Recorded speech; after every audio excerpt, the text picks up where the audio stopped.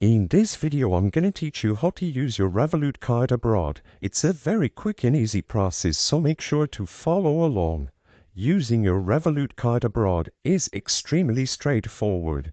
As long as you generate a physical or virtual card through the Revolut mobile app, you will be able to use it abroad to make payments outside of your local currency. So inside of the app, switch over to the Cards tab, get a new card, and like I said previously, choose between a physical or virtual card.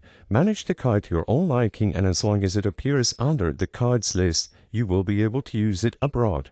When you use a card abroad, what Revolut is going to do is check for the currency, and if your account does not have that specific amount of currency, it is going to automatically convert some of your local currency into the currency that you are making the purchase with. This process is done automatically by Revolut, and they have their own rates, so keep that in mind.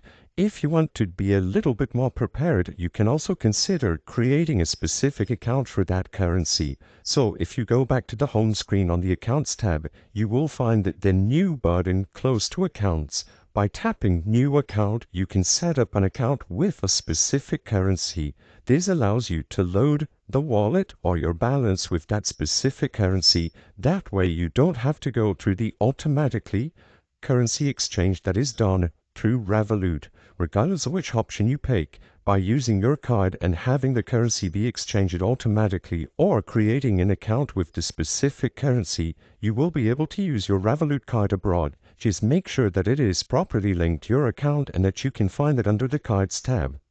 You can also load it up beforehand to make sure that you are covered for any purchases that you make. So top up your account and you will be good to go. I hope I was able to help you on how to use your Revolut card abroad. If this video helped you, please be sure to leave a like and subscribe for more quick and easy tips. Thank you for watching.